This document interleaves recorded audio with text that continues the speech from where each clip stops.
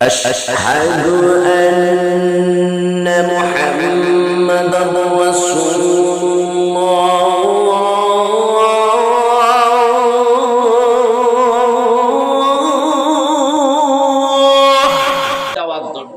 পেটাবার জন্য তোমাদের শত্রুরা এই পাহাড়ের অপরজিটে ওখানে আছে, তোমরা কি আমার কথা বিশ্বাস করবে? ওই মানুষগুলি ডাকতে বলে, হ্যাঁ অবশ্যই বিশ্বাস করব, কেননা মুহাম্মদ আল আমিন কোনদিন মিথ্যা কথা বলে না, কোনদিন মিথ্যা কথা বলেন নাই, তিনি সত্যবাদী। তার সত্যতা দেখেই আমরা তাকে উপাধি দিয়েছি আল আমিন। আল আমিন কোন মানুষের নাম কেউ রাখে নাই। আল আমিন কাফেররাই রাসূলকে আল আমিন বলে ডাকতেন, কারণ আল আমিন বিশ্বস্ত ব্যক্তি, সত্যবাদী, এই জন্য আল আমিন। কারণ আল আমিন তার কাছে কোনো অর্থ করি যদি কেউ গচ্ছিত রাখতো, আমানত রাখতো, আমানতের খেয়ানত করতো না। আল আমিন যেইভাবে দিতাম সেইভাবেই আবার 1 মাস 2 মাস 1 বছর পরে ওইভাবেই যদি যাইয়া চাইতাম ওইভাবেই আবার ফেরত পাইতাম। কোনদিন জীবনে মিথ্যা কথা বলেন নাই, আমরাই দেখেছি আপনি মিথ্যা বলেন নাই, তাই তো আপনাকে আমরা বলি আল আমিন। দয়ার নবী, মায়ার নবী, আমার আল্লাহর হাবিব ডাকটা বলেন, যদি তাই হয় তাহলে আজকে আমি আপনাদেরকে সত্য একটা কথা জানাইয়া দিতে চাই, তোমরা শুনবানি। বলুন বলুন আপনি কি বলবেন? বুখারী শরীফের মধ্যে আছে 4770 নম্বর হাদিস। হাদিস শরীফের মধ্যে আল্লাহর নবী ঘোষণা করেন, আমার নবী দাঁড়াইয়া বলেন, আমার জ্ঞাতি গোষ্ঠী আরবের ভাইরা, তোমরা শোনো, কেন তোমরা দেব দেবীর পূজা করো? ওদেরকে তোমরা সিজদা দিতে পারবে না, তাদের পূজা চলবে না। একমাত্র আল্লাহর ধর্ম ইসলাম, ইন্নাদ-দীনা ইনদাল্লাহিল ইসলাম, ইসলাম হলো সত্য ধর্ম, ইসলাম হলো আল্লাহর মনোনীত ধর্ম। আরে এই ধর্মটাই তোমরা মেনে নিবা, আর আমি নবীকে রাসূল হিসাবে মেনে নাও।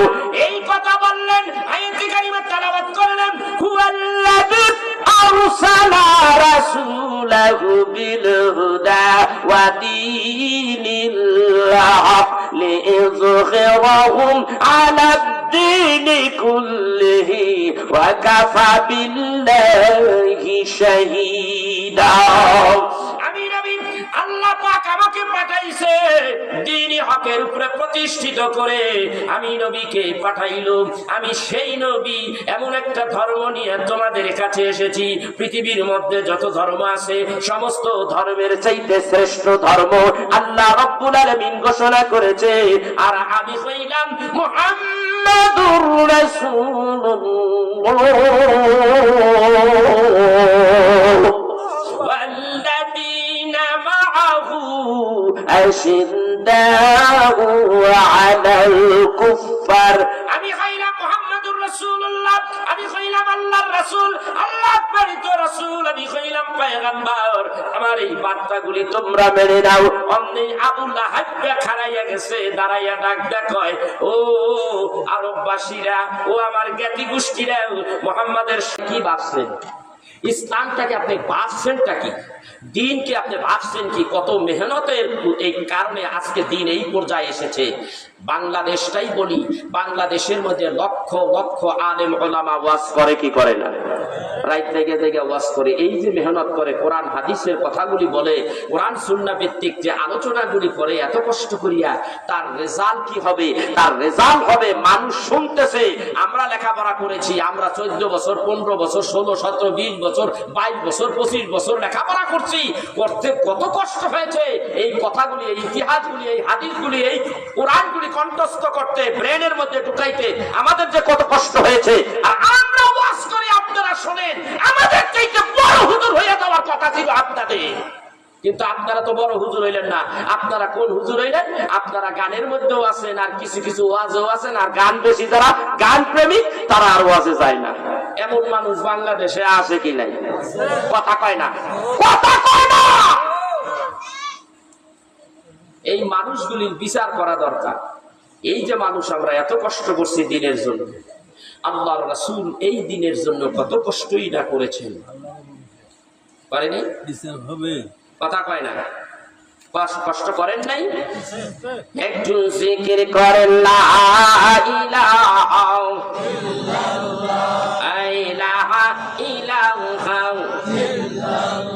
জোরে জোরে লা ইলাহা লা ইলাহা ইল্লাল্লাহ মুহাম্মাদুর রাসূলুল্লাহ।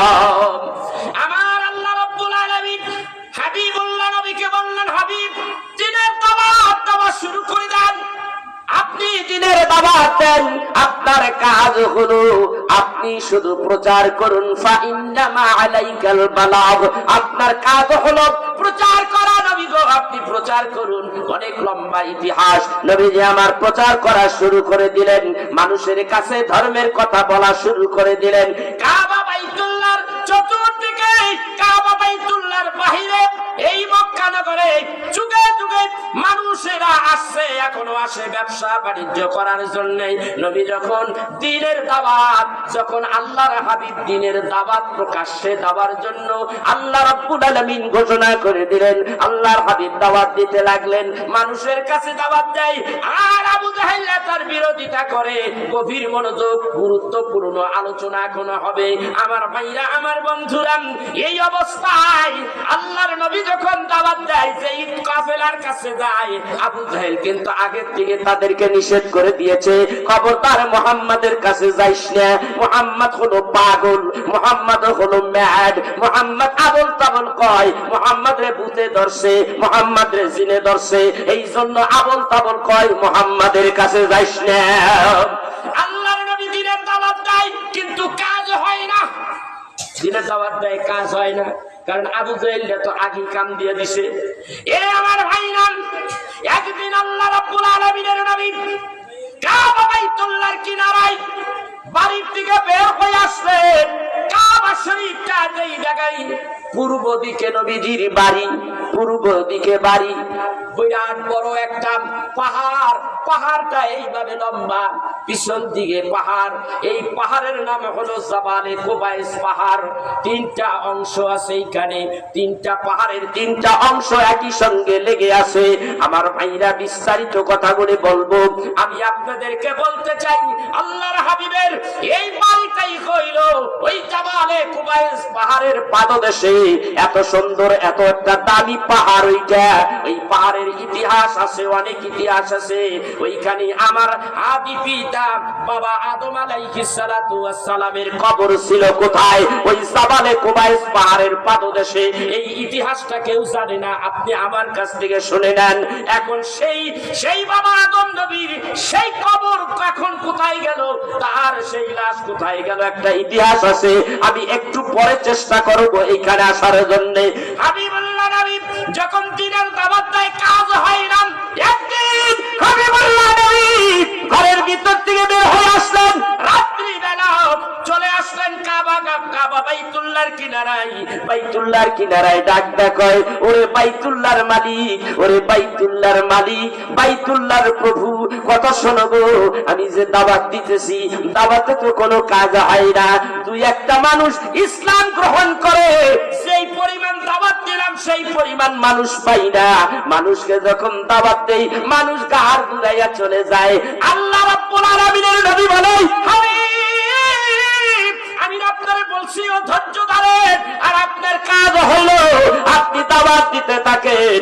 আপনার কাজ এমন নয়, আপনি দারোয়ান নয়, আপনি মানুষগুলোর পিটাইয়া পিটাইয়া ইসলাম ধর্ম গ্রহণ করাবেন না। আপনার কাজ হলো শুধু বলতে থাকেন, দিনের কথাগুলি বলেন, ইসলামের কথাগুলি বলেন, কোরআনের কথা বলেন, ওহির কথাগুলি আপনি বলেন। ধৈর্য ধারণ করেন নবীজি, ধৈর্য ধারণ করে আপনি আপনার কাজ চালাইয়া যান। আলহামদুলিল্লাহ, ব্যবস্থা হয়ে যাবে। হাবিবুল্লাহ নবী পরের দিন দাওয়াত দিতে লাগলেন। খাজরাজ গোত্রের একদল কাফেলার লোক কাবা বাইতুল্লাহর সামনে দিয়া, যেইটাকে হিজরতের রোড বলা হয় বাম দিকে, আর সোজা রোডটা চলে গেছে ইব্রাহিম খলিলুল্লাহ রোড। ওই খলিলুল্লাহ রোডের কিনারায় একেবারে মাথায় যেইটাকে কেদুয়া এবং মিসফালা বলা হয়, মেসফালা রোডের একটুখানি বাম দিকেই একদল পাইলেন খাজরাজ, মদিনায় তাদের বাড়ি। এই দল যখন আসলো, আল্লাহর হাবিব ইসলামের দাওয়াতটা সুন্দর করে ফ্ল্যাশ করলেন। ফ্ল্যাশ করার পরে ওই মদিনার মানুষগুলি ডাকতে কই, এত সুন্দর কথা রে, এত সুন্দর কথা জীবনে শুনি নাই, এত সুন্দর কথা জীবনে শুনি নাই। আরে কত সুন্দর কথা! আর তাছাড়া আমাদের দেশে তাওরাত কিতাবের আলেম বেশি, ইনজিল কিতাবের আলেম বেশি। আমরা দেখতে পেয়েছি ওই কিতাবের মধ্যে আছে, বলা আছে আখিরি জামানায় এমন একজন পয়গম্বর আসবে যারে দেখলে দুদকের আগুন হারাম হয়ে যাবে, যারে দিয়ে আল্লাহ রাব্বুল আলামিন নবুয়ত খতম করে দিবে, যারে দেখলে যিনি হবেন আখিরি জামানার শেষ নবী, যিনি হবেন সমস্ত নবীদের নবী, যিনি হবেন সমস্ত রাসূলদের রাসূল। আমাদের মনে হয় এই ব্যক্তিটাই সেই আখিরি রাসূল। সুবহানাল্লাহ কইবেন না? এই সুবহানাল্লাহ কইবেন না জোরে? কাম হয়ে গেছে। এশারা কার? কথা কয় না কেন? এশারা কার? আল্লাহ। হাবিব, আপনি সত্যিকারের হাবিব। চেহারার দিকে তাকাই, ভালো করে সূক্ষ্মভাবে তাকাই। ওই দলের লোকেরা বলে, আমরা যখন সূক্ষ্মভাবে তাকাই তখন চাইয়া দেখি আমার নবীর এই কপাল থেকে নূর নূর চমকাইতেছে। আর দুনিয়ায় কত মানুষ দেখছি, এই মানুষটার মতো মানুষ নাই দুনিয়ায়। আর কথাগুলি কত সুন্দর সুন্দর কথা বলে। অবশ্যই আমাদের বিশ্বাস হলো, অবশ্যই আমরা বুঝতে পেরেছি এইটাই হলো আখির জামানার শেষ পয়গম্বর। আমরা পড়ে নিলাম আশহাদু আল্লা ইলাহা ইল্লাল্লাহু ওয়াহদাহু লা শারীকা লাহু ওয়া আশহাদু আন্না মুহাম্মাদান আবদুহু ওয়া রাসূলুহু। আমার নবীকে বললেন, ইয়া রাসূলুল্লাহ, আমাদের ঘোষণা আমরা দিয়ে দিলাম, এইবার আপনি কলেমা পড়াইয়া দেন আমাদেরকে। নবী বললেন, লা ইলাহা ইল্লাল্লাহু মুহাম্মাদুর রাসূলুল্লাহ সাল্লাল্লাহু আলাইহি ওয়াসাল্লাম কলেমা পড়ে মুসলমান হয়ে গেল। আবু জাহেল যতই বাধা দেখ না কেন, বাধার মধ্যেও মুসলমানের সংখ্যা আস্তে আস্তে বাইরে যাইতে আছে। আল্লাহু আকবার কইবেন না? এইবার আল্লাহর নবীকে আল্লাহ বললেন, হাবিবুল্লাহ নবী গো, ওগো হাবিবুল্লাহ নবী, আমি আপনাকে বলি গো নবীজি, অনেক দাওয়াত দিছেন, আরো দিবেন। এইবার একটা কাজ করেন, আপনি আপনার বংশ, আপনার জ্ঞাতি গোষ্ঠী যারা আছে তাদের প্রতি দাওয়াত দেন। কি কয়? তাদের প্রতি দাওয়াত দেন। এই আমার ভাইয়া, আল্লাহ তাআলা ঘোষণা করে দিলেন, ওয়া আনজির আশিরাতাকাল আকরাবিন।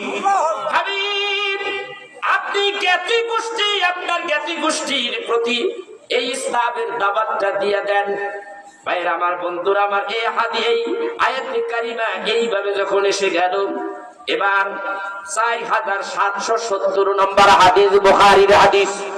আল্লাহর নবী হাদিস শরীফের মধ্যে সাত করলেন, আমি আমার জ্ঞাতি গোষ্ঠী এই আরব দেশের মানুষগুলিকে এক জায়গায় করিয়া যাবা, আপনার সাফা পাহাড়ের কিনারে সবাই ডাকলাম। কোথায় ডাকছে? কোথায় ডাকছে? সাফা পাহাড়ে। আমি ওইখানে অনেকগুলি বিবৃতি দিয়েছি, এই হাদিসের বর্ণনা দিয়েছি, ওই ভিডিও আছে ইন্টারনেটের মধ্যে পাবেন। গুরুত্বপূর্ণ কথা বলেছি ওই জায়গায় দাঁড়াইয়া। সাফা পাহাড়ের ওখান থেকে সাফাটা, ওখান থেকে সাই স্টার্ট হয়, সাফা পাহাড়ের থেকে স্টার্ট হয়।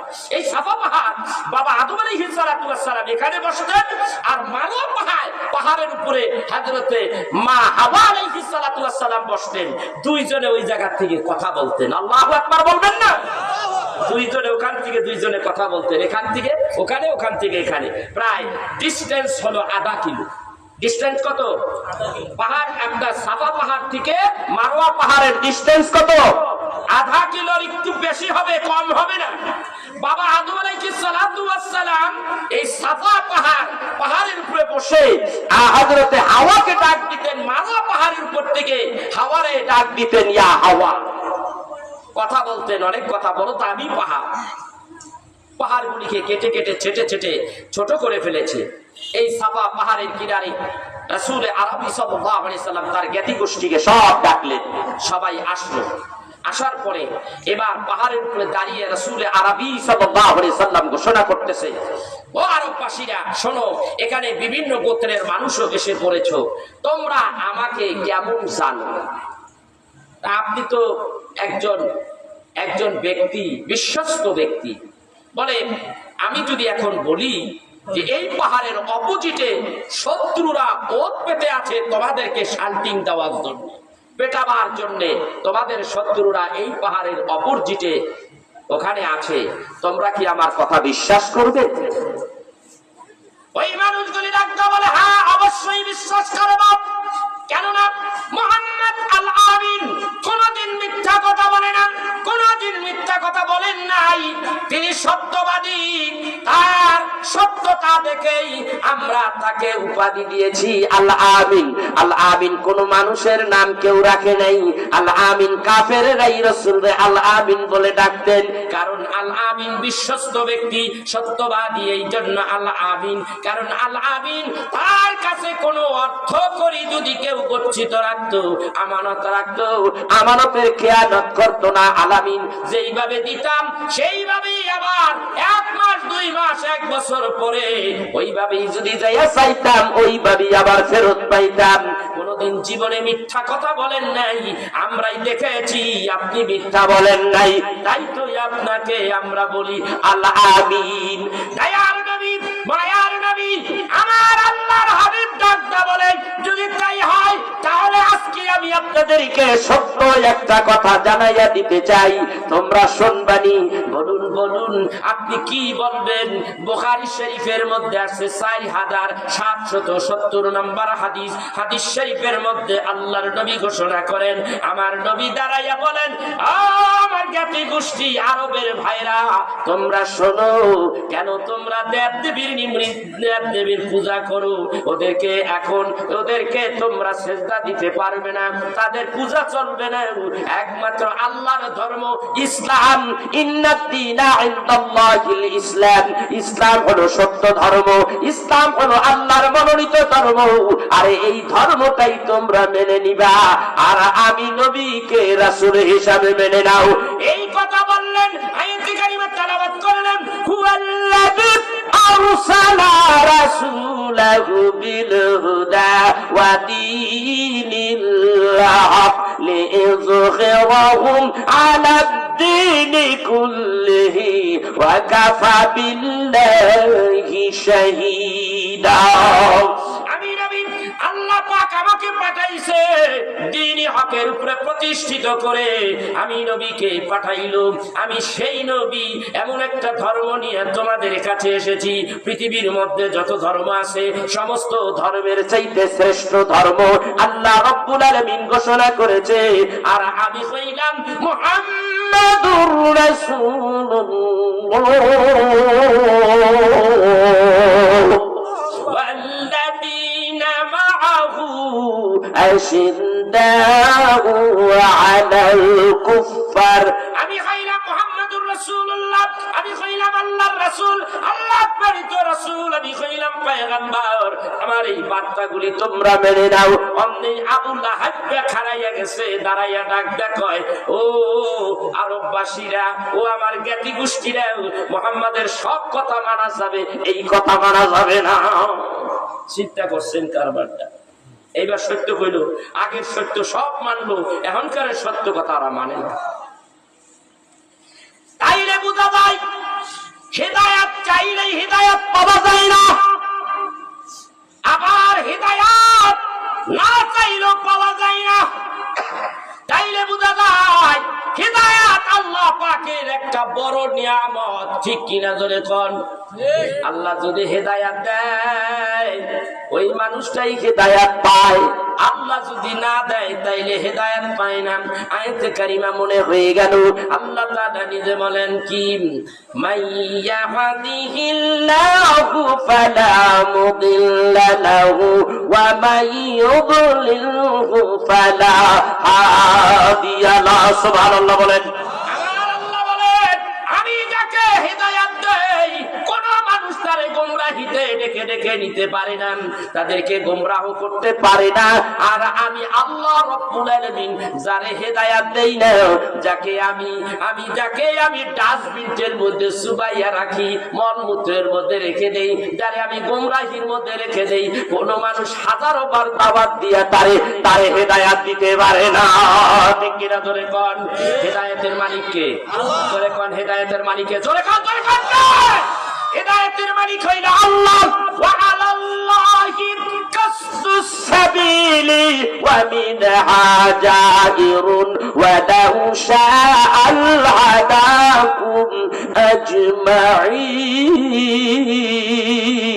আজমাইন আমার রব্বুল আলামিন বলেন হিদায়াতের মালিক আমি আল্লাহ তুমি ইচ্ছা করো তোমার নিয়তটা ভালো করো তুমি কোরআনকে ধরো হাদিসকে ধরো কোরআন হাদিসকে আঁকড়িয়ে ধরো তাকে ফলো করো আল্লাহর হাবিবকে ফলো করো আল্লাহর হাবিবের আনুগত্য মেনে নাও অবশ্যই হিদায়াত পেয়ে যাবা অবশ্যই তুমি একটা ভালো একটা পজিশনে চলে যাবা ঠিক না বেঠি এই জন্যই আল্লাহ রাব্বুল আলামিন বলেন ইন কুনতুম তুহিব্বুনাল্লাহ ফাত্তাবিউনি ইউহিব্বুকুমুল্লাহ ওয়া ইয়াগফির লাকুম যুনুবাকুম ওয়াল্লাহু গফুরুর